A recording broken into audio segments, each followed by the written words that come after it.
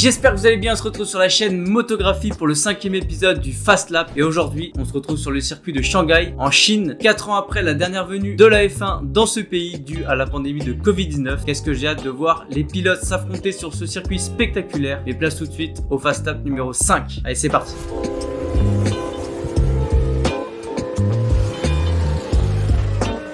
On va commencer par un petit peu d'histoire, même si ce circuit n'est pas un des plus historiques de la F1, certes. Il a été dessiné par Hermann Tilke et construit en 2004 avec un coût total de plus de 370 millions d'euros, c'est colossal. Pour des infrastructures qui sont elles-mêmes colossales, c'est la démesure à la chinoise. Une capacité de 200 000 personnes, mais surtout il a été construit sur un marais comme celui de Sepang en Malaisie, ce qui fait qu'il y a dû avoir énormément de coûts engendrés pour la stabilisation du terrain et surtout une énorme tribune face à la ligne droite des stands a été dressée. C'est juste colossal, les pilotes en parlent d'ailleurs, ils sont impressionnés lorsqu'ils passent au niveau de cette tribune parce que c'est vrai qu'il y a énormément de monde et ça en fait une des caractéristiques de ce circuit. Au niveau des particularités de ce circuit, c'est un tracé de 5,451 km, il y a donc 56 tours en course, le pilote ayant le plus de victoires est Lewis Hamilton avec 6 victoires sur les 16 Grands Prix qui ont eu lieu entre 2004 et 2019, c'est quand même un tiers des Grands Prix, ce n'est pas négligeable. Et pour la petite anecdote les amis, le meilleur tour en course est détenu par un Français, en effet c'est Pierre Gasly qui détient ce record en course en 1:31,547. Les Français sont bien représentés. Alors évidemment Gasly à l'époque était à bord d'une Red Bull, c'est sûr que c'est plus facile pour faire des meilleurs temps en course, mais bon, c'est tout de même sympa de le relever. Allez, assez parlé, passons maintenant à l'analyse du circuit avec un secteur 1 fait pour les audacieux.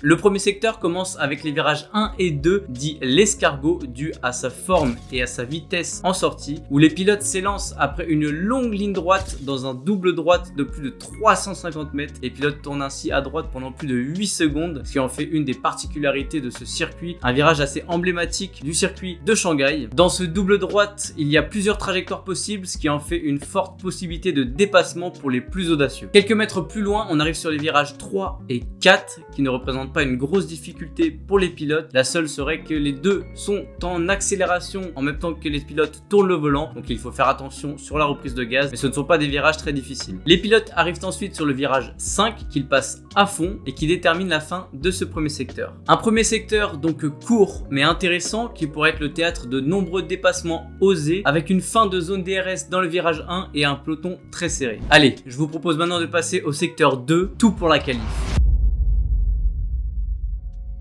Le deuxième secteur commence par un énorme freinage au virage 6 qui a notamment vu Daniel Ricciardo prendre la première place à Valtteri Bottas en 2018 dans ce virage. Ce virage représente d'ailleurs la dernière opportunité de dépassement avant un long moment car la suite du secteur se situe dans des virages à courbes rapides avec des changements de direction qui sont impressionnants. En effet, les virages 7 à 10 sont ces courbes impressionnantes avec des changements de direction très forts, une seule corde ratée et c'est tout un tour chrono qui s'effondre, un petit peu comme à l'image des S de Senna au Japon à Suzuka. Ici, il est donc primordial d'accrocher chaque corde. Cependant, il est assez complexe car le freinage du virage 9 commence dans la courbe du virage 8 et cette même réaccélération du virage 9 se fait également en tournant, ce qui en fait deux difficultés de ce secteur. Et la moindre erreur se sent directement sur les tours chrono en qualif. En course, les dépassements sont quasiment impossibles dans ce secteur. Allez, maintenant passons au secteur 3 et là, croyez-moi, il en faut sous le capot.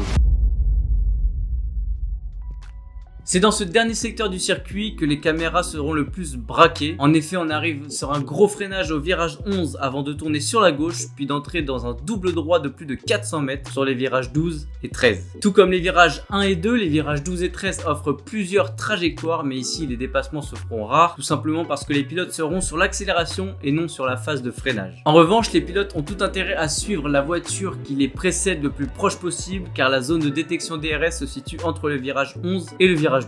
Ce double droite amène à la plus longue ligne droite du circuit de plus de 1,2 km, rendez-vous compte, dont 740 mètres sous DRS. C'est donc là évidemment que l'opportunité de dépassement sera la plus probable lors des courses. Surtout qu'au bout de cette ligne droite, il y a le plus gros freinage du circuit avant d'entamer le virage 14 où les pilotes passent d'une vitesse d'environ 340 km/h à 65 km/h en moins de 120 mètres. Cependant, la suite du tour reste déterminante car le virage 15 se fait une nouvelle fois en accélération d'accélération. Donc les pilotes accélèrent en tournant et il faut faire attention à la reprise de gaz avant d'arriver sur le virage 16, le dernier du circuit. Ce virage 16 est un fort virage à gauche qui se passe à haute vitesse. Il est d'ailleurs très important pour les pilotes de suivre le plus près possible le pilote qui les précède afin de se faire aspirer au maximum avant la deuxième zone de DRS du circuit. Une fois le DRS activé, la ligne droite des stands et c'est reparti pour un tour. Petit aparté et particularité de ce circuit, c'est la voie des stands. Pour ceux qui suivent la F1 depuis longtemps, vous le savez que cette voie des stands est mythique. Elle a laissé place à pas mal de rebondissements dans l'histoire de la Formule 1, alors parlons-en. En effet, au lieu de freiner pour le virage 16, les pilotes tirent tout droit à pleine vitesse avant de freiner quelques mètres plus loin pour un virage en angle droit serré sur la gauche avant de rentrer quelques dizaines de mètres plus loin